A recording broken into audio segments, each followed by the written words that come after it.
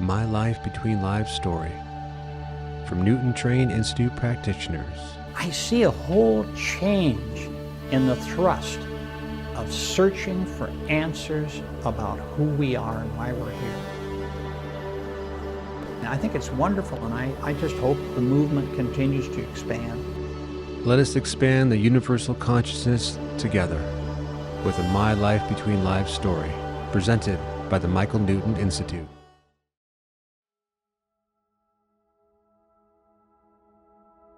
Welcome to My LBL Story. My name is Ekamananda.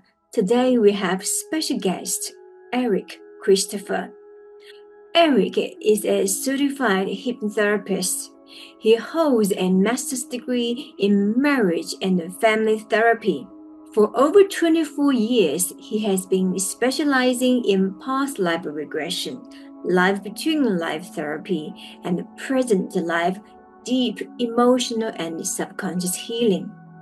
Eric's passion lies in guiding clients into the expanded states of consciousness to access their higher self and inner wisdom, helping them uncover and transform the root causes of limiting beliefs and fears. His work supports spiritual awakening, healing, and profound insight through the transformative power of spiritual hypnosis, often facilitating profound healing breakthroughs that seemed miraculous, leaving medical professionals in awe. His own path began in India at the age of 24, leading a journey that awakened a deep calling and ultimately led him to the transformative field of spiritual hypnotherapy. Today, from his private practice in Saint Paul, Minnesota, Eric continues to guide individuals into life-changing insight, clarity, and healing, supporting a return to wholeness, purpose, and inner peace. Early in the morning at sunrise, before the sun rose, and I think this is a pilgrimage that some people do, I climbed up the mountain of Mount Aranchala to the very top, and just as the sun was rising, I could see the sun coming up, and there's like about 3 or 4 monkeys all around me, and I got out some oranges, and I was eating the oranges, and there was the monkeys wanting some food from me, so I shared my oranges with the monkeys up the top. And on top, at least when I was there, and this would have been 18 years ago, there's a sadhu up there living there, and he would make chai for some of the people that would make the pilgrimage on top of Mount Aranchala there. I'm happy for you. That should be a wonderful experience. Yes, we can't. Yeah. How long are you going to be there, Ekomananda? I'll be there for 3 months. All right. Yeah. Oh, all over, or just at the just only at the ashram in Tiruvannamalai? I haven't decided yet. My spiritual teacher, Shunyata, we now work together. He says, you just go to Tiruvannamalai first and then decide. Okay. If Ramana grab you, you don't have to make any plan. I might just stay there for 3 months. I'm thinking at the moment, perhaps Ramana ashram for a month, then gradually move up to check out some of the other ashrams. And also wanted to visit Ananda Mayama's ashram up north nearby Rishikesh. Oh, yes. By Rishikesh, yes. That was highlighted in Yogananda's book, I believe, in Autobiography of a Yogi. There's a one in Kerala that I visited. I thought, she's the hugging saint. I forget what her name is now. Amma. Do you know? She's a Amma. Yes, we stayed there. I stayed there for a while at Amma's. And there's another one called Anandashram, which was near a little bit north of Amma's ashram. Anandashram. and that was Papa Ram Dass was it was, I know there's different Ram Dasses, but this was Papa Ram Dass, and he founded that one. Also went to Buddha Party, which was Sai Baba's ashram too. There's some good ones all over. I guess the main purpose is for me to see actually how an ashram operates, because I've got this vision to build an ashram in Australia. So that's the first pilgrim. Yeah. Oh, you're going to be building an ashram in Australia. Oh, that will be wonderful. That's the idea that came to me the first year, actually. Right after Beautiful. I received my first message, I received my first awakening message in 2020 in COVID. When I was doing my first yoga teacher training, the voice coming through is that you're going to be a healer, a spiritual healer. I was shocked. I was kind of like thrown away. What does this all mean? You know, I was not spiritual at all. I was absorbed in this physical third dimension and chasing my relationship didn't go anywhere. So when I got that message, it took me some time to really figure out what this was. And then the year after, so September I got my first call, first message, and then November I got my second message. Then I jumped into it. I began to embrace this calling. So the second year, I believe right after I started to set up my website. So it went on, all happened quite quickly when I embraced the calling. So I saw a vision. I got this idea. As we know, that's spiritual guidance. Saw the vision that we're going to build an ashram. I was thinking, what? How am I going to do that? That's like a lot of things happening in a short amount of time. I was not sure what's going to happen. I just set on it. I said, okay, let's see what happens. And I was like really new to healing industry. I'm like a newbie to this whole world, and I'm just starting to get my first client, and you gave me this vision. So anyway, long story short, I just kept that vision in my head. I'm like thinking, well, I'm sure you're gonna show me what to do. So step by step, then my spiritual teacher appeared. If I may call that, he's my master, but we work very closely these days. He arrived in October 2023. So he's one of the devotees to run the ashram, but he has other masters as well. So he's heavily influenced by different masters from India. It's all rooted in India, and as sacred as we can ever say, ever know. So it's kind of slowly coming up now. We are having our communities. We do our monthly gathering. It's sort of get these energies moving, and it happens quite fast. But I thought before we actually setting up this name, this organization, this foundation, Indian trip is a must to initiate, to get this energy, to really feel the master's energy. I mean, Arunachala is here, is in your heart, is within you, but having that trip is, I guess, is symbolic. Oh my goodness. Yeah. Maybe one day I'll visit your ashram. Is it going to be in Australia? Yes. Okay. We are in South Australia.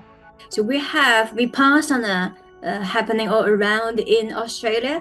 We also have ISKCON village that's in northeast Australia in Queensland. Here we have some sort of a spiritual center, some sort of a Thai monastery, but we don't have a proper ashram, so to speak, in Australia. Okay. All right. Does your teacher, does he follow Ramana Maharshi's kind of a spiritual tradition? You can say that, but also no. I guess the essence of core sharing is non-duality. Non-dual. He's a non-dual teacher. Non-dual. That's what I moved from. That's why for 10 years I was very involved with Self-Realization Fellowship, but I started to move away from that and all I thirsted for was non-dual books by people that had spiritually awakening experiences, and to read from them. And that was in 2000. That started in 2007. So after that, that's all I've ever wanted to read is for spirituality, was these books by people that have had that were coming more from the non-dual perspective, that have had spiritually awakening experiences. And I feel myself bit by bit by bit. Some people have like a spiritual awakening experience that is just, all at once. And that would be a little, I don't know, it'll be kind of hard.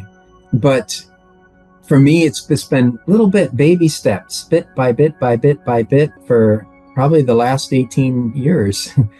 I think, and when I first started to get more into the non-dual teaching, it was when I was in India the third time there. So it has a way of opening you up.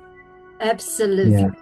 In the clinical or therapeutic space, we see a lot of people experiencing this spiritual disorientation. Yeah. As you said, that it's once-off opening. This once-off opening can throw people away. Yeah. I have been having more and more clients, though they may come for a past life regression, but then as they come for the past life regression, their consciousness, when that life is over, they'll move higher into the soul realm, and now they'll just keep going higher and higher and higher, and they'll move into a space in which they'll describe it as interconnected with everyone and in everything. There's just kind of melting into this unity consciousness. And I so many of my clients will be doing that these days. And so much more so than I found, say, 10 years ago. I think that's reflection of the consciousness of the planet raising a bit by bit.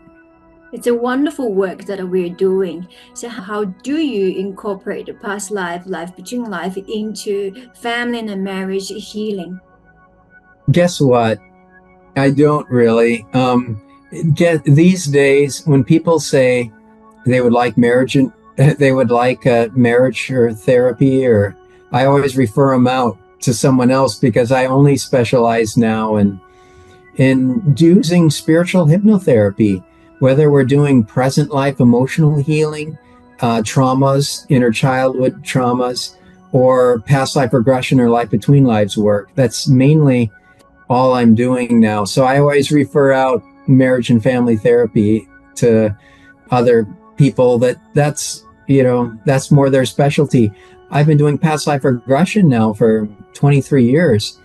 And although I got my master's in marriage and family therapy, people still call up and want to know, or they look at my website, and I don't say anything about marriage and family therapy on my website, but somehow they still find me through Google, marriage and family therapy, and I don't even do that anymore. It's been a long time, so yeah, I don't really integrate it, but mainly past life regression, life between lives, and present life healing. When I do present life healing, I do a guided journey up into what I call the light of source energy, and have my clients melt into that light of source energy before being above a timeline of their present life. And then it's as though they're tuning into this higher dimension of themselves. And then there, it's like this higher part of them can help do some healing or releasing work, or reprogramming the subconscious mind on that body and mind part of themselves down below on their timeline. So all my work these days is involving some type of spiritual hypnotherapy. Would you say that the reason you opt to specializing in past life regression or life between life therapy, because the results are much more profound than the conventional method? Yeah, 100%. Yeah.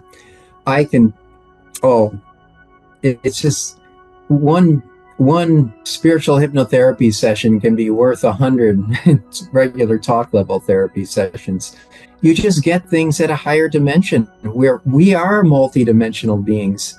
Once in a while I'll do talk level therapy, but I call it spiritual psychotherapy, because I want to do it with the background truth that we are these eternal soul beings having a human experience, that I always tell people there's one thing you cannot escape from, and that is the fact that you are an eternal, indestructible, magnificent soul being that's outside of time and space.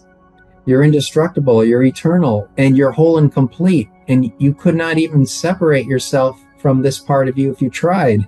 It just gets covered up in the human experience, of course, but that's your base. And guess what? You're based in love, and you come from love. You'll go back to love. You are a being of love while you're here, but it just gets covered up in the human experience. And so I like to say healing is like a subtraction process. It's you already are whole and complete as this brilliant soul being, but it's, hey, whatever's covering that up from traumas or limiting beliefs, we can see through, or we can do some healing and releasing with that, or integration with that.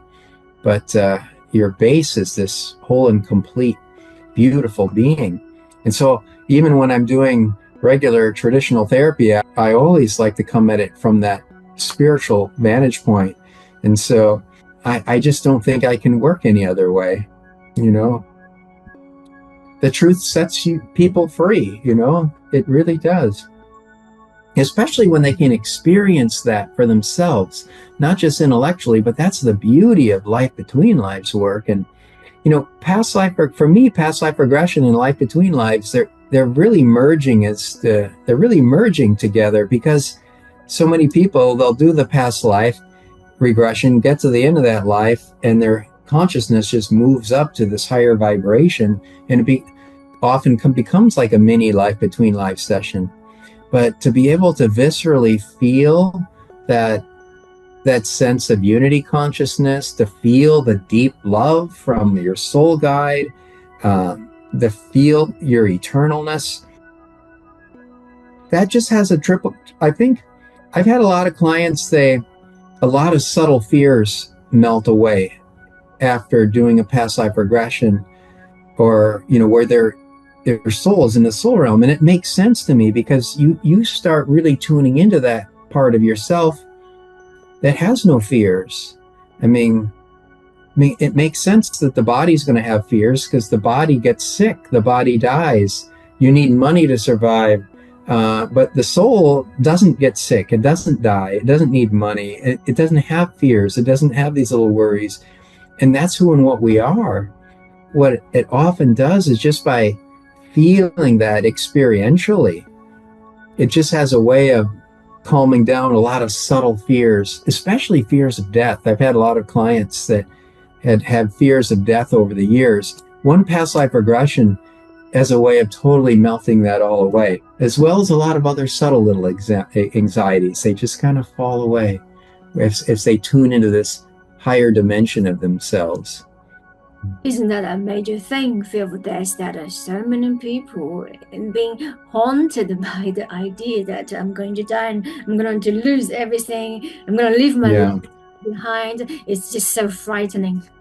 I know. I remember I had my 4th level trainer in past life regression was this mystic guy. He could see spirits all over. And I remember him one day telling us in the classroom, he said, for most people, death will be the single most joyous moment of your whole life.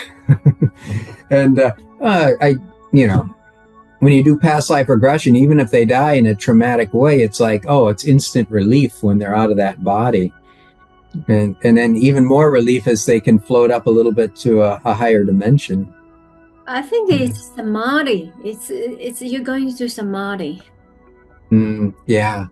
Yeah, it's beautiful work that we do. It's I can't think of doing anything else. I don't think I'd be good at much anything else. I have a brother that's a fruit farmer. I have another brother that's really good with technology and rose up the corporate ladder, and another sister that's a lawyer. And it's just like the way my brain works, I wouldn't be good at any of that stuff, and I don't have any interest in that either. But this is the one thing that's like, when I read that book,